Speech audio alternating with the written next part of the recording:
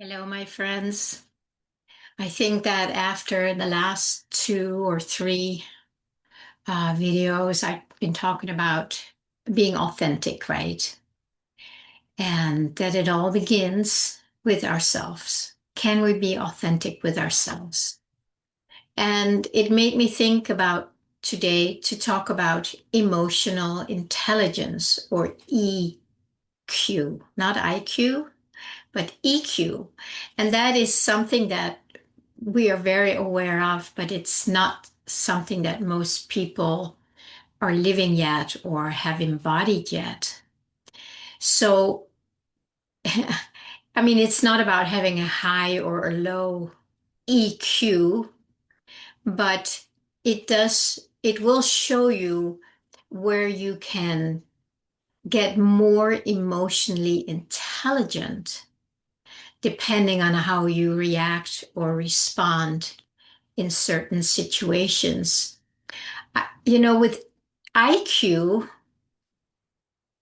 I don't know if somebody who has a natural very high one, let's say over 100, 110, I don't know if people can actually reach that by studying. I'm sure they can reach far, but I think there is a certain amount that's maybe coming in the genes and in their whatever they're bringing in this lifetime. And with emotional intelligence, it's not something I've studied at all, but I'm just wondering if you have a very low EQ, if it is possible for everyone to really come to a higher EQ. I don't know the answer, but I do know that it is possible to get a lot more emotionally intelligent than what most people are. Why are we not emotionally intelligent, or how do you recognize somebody who is low on the emotional intelligence frequency? They will blame, spew at others, point fingers. They are not able to realize that it is their own experience. They might have a little bit, but a lot of it is going to be entangled with others, that at least it's their fault that I'm feeling this way. So there are definitely stages to expanding in our emotional intelligence until that body language or emotional language becomes more fluent and easier to access and to listen to feel, to understand, and basically to own that this is my experience. Can you relate to this? Like we talked yesterday about being authentic, and that it starts with ourselves. If we are not very emotionally intelligent, if we're not savvy in being aware of our own felt sense experience, if we process life just through the mind without bringing it down into the body, into the felt sense, into the sensations that will tell you it's a yes or a no, which I often talk about. It feels like those are the ABCs for learning your body language and learning emotional intelligence. It's like a language. It really is, that you will get more and more fluent in. But of course, we have to practice that. And even before that, we have to realize that we're low on the scale of emotional intelligence. We may not even have a D, or, we haven't practiced. We haven't studied it as you would do in school to get higher grades. Here, you would not go to school. You would go into your body, into your felt sense. And, as I'm saying that, I cannot tell you how hard that is for so many people. Many people, they process their experience only through their mind and have basically no clue what is going on in here. So if you're in that place, or if you know somebody who's in that place, just to say, well, let's feel into that. It's like, what do you mean by that? It's like, I don't know that language. I don't know what that means to feel or to feel into it. So then you know that they have not practiced. They don't even know how to yet. And those are people who really need help with that, because it's not something you necessarily do on your own unless you are in some kind of a situation that can be very challenging, and it's like you're being forced to go inside. You're being forced to start looking at how you are projecting your inner experience out on others. And there is absolutely nothing wrong with that. There's no judgment around that. It's more like an observation that if we look into the world, people are very emotionally immature or have a very low EQ. And that's why there is so much blaming and projecting and not being able to see that it is a mirror out there. You can say, yeah, but it's because of they're doing this and they did that, and nobody respects me, and la la la la la, right? There's all this emotional energy that's being projected out, blaming others, situations, people, whatever, because these people, and it's most of the world, okay? So if you feel that this could be you, it's nothing personal about anybody. This is just an observation of what is happening in the world and why it keeps in this place of people are blaming others as if that's going to solve any problems. How I see it, and this is how I see the world, and it may be completely opposite of how you see it. That's fine. I'm not trying to convince you here. But how I see it is that when we can start realizing that the reaction we have in here to something that's happening out here is basically something out there mirroring back that there is still something in here that can get triggered, can react, has strong feelings that might be too hard to be present with because they may never have done that before. So this is not a small task when I talk about this. And it's very much an invitation to start getting curious about, how good am I to notice what happens in here without projecting it out, without connecting it with other things outside, except as oh, thank you for showing me what gets activated in me. I'm upset right now. Okay, I'm really sad right now. Okay, but it's not those people's fault or those situations. I'm not saying that the world is perfect, by the way. There's a lot of crazy stuff going on that is about as unfair and scary as it gets. But this is not just happening. This is something we have all, let's say, bought into, to have this experience of duality together, to have an experience of living a life where we are disconnected from oneness, from love, from God, from our true essence, from our soul.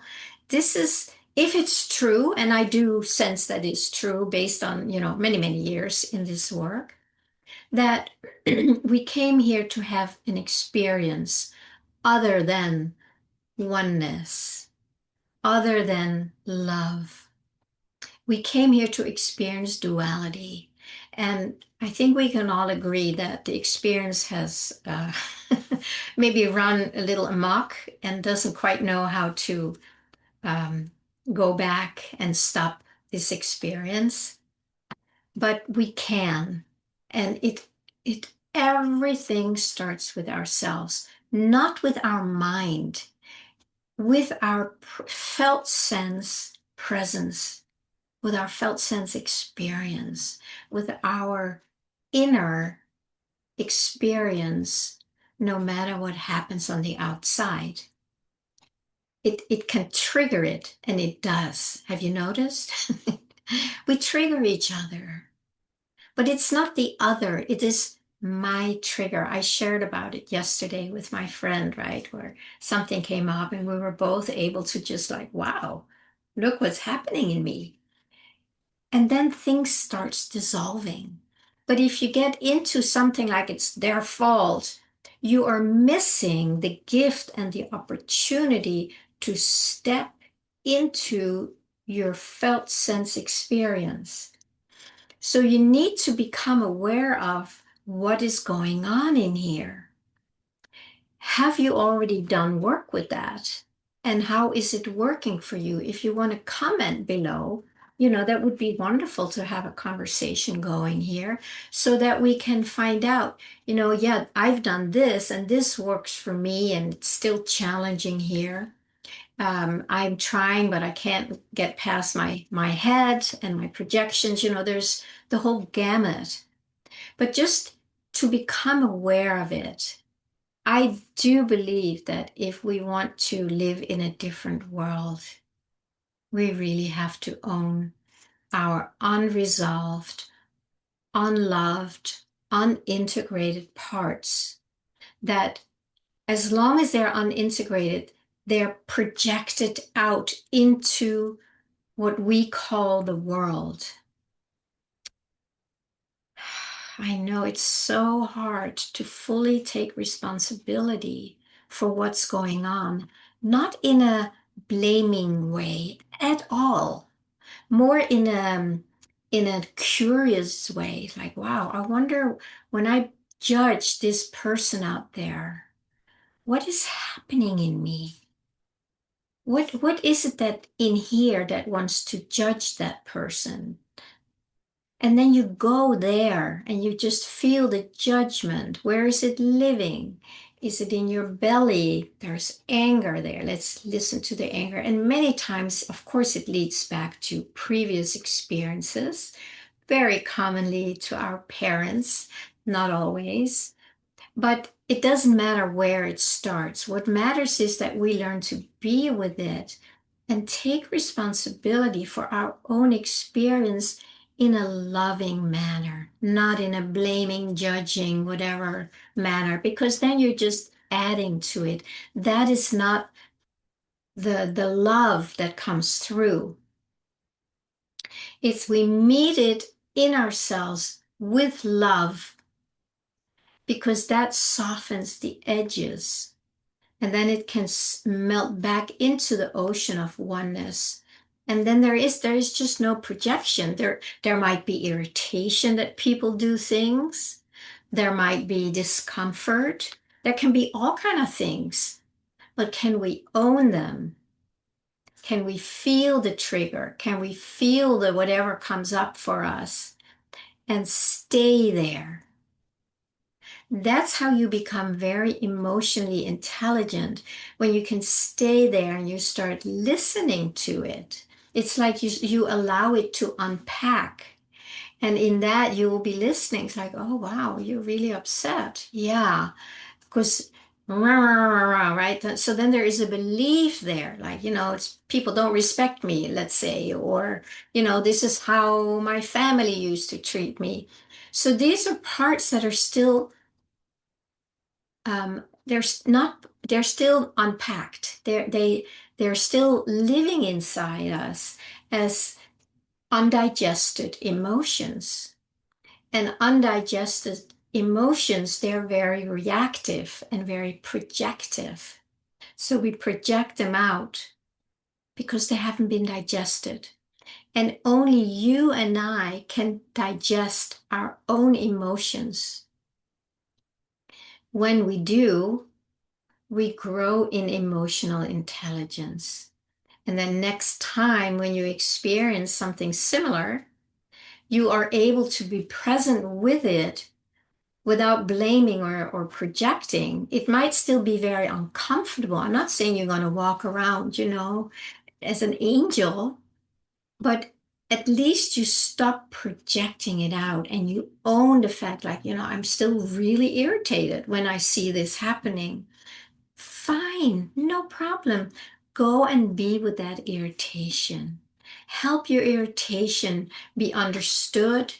Let it have a voice, but not projecting it out on others, but listening to it with kindness, with some kind of a, every part of us needs to be listened to and heard and understood so it eventually can start relaxing.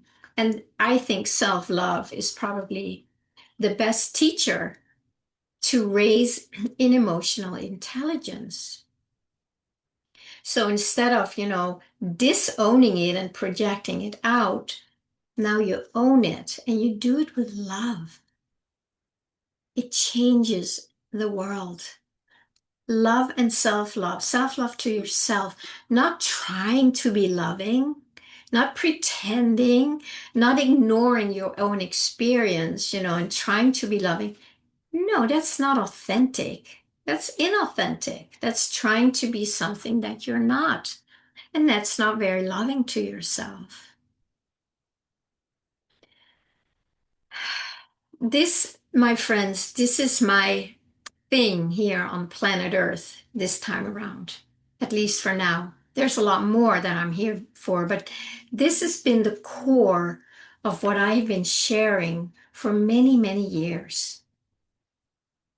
It's how to go inside and be present with our experience so we can grow in who we are. So we don't waste our time trying to ignore and get rid of and project. No, we go home inside, hold it, help it heal, find out what it needs so it can soften and it can relax, so you can stay authentic and real with yourself. And therefore you can do it with others. Because then things won't trigger you anymore. It's just how it is. Doesn't mean I can't get triggered. I can get triggered, but it's very short-lived. And I go right to the trigger. If something triggers me, I go, ooh, let me be with that, right? So then I listen and be with it until whatever it needs, whatever it needs, so it can relax. And if it comes back, I just keep going here. And I listen to find out what it needs. Sometimes it may need that I may need to go and talk to somebody, but I don't want to do it from the reaction. I want to do it from my presence.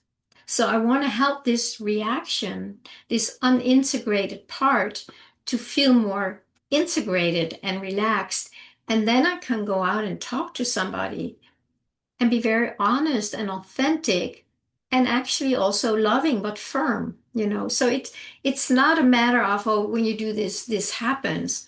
When you go in, your emotional intelligence knows exactly what's going on, what's needed, and maybe what actions you need to take. Yeah, I think this is a nice follow-up on the being authentic video. And again, like I always say, this is not easy, my friends. I'm not just saying, oh, just do it. This is not easy. I worked with this for years and years until it becomes second nature. I can totally help you with that. If you want to, if this is what you're looking for, you can reach out to me or to anybody else who can help you with that. But please do it. Don't stay, contracted in a lower emotional intelligence state. Seek help so you can grow in your intelligence and you will show up in the world in a very different way that will make a difference, that will make a true difference because your energy is changed. You send out a new energy, and that will be reflected back to you in the world. Okay, my friends, I think that's all I want to share today. And I look forward to seeing you again soon.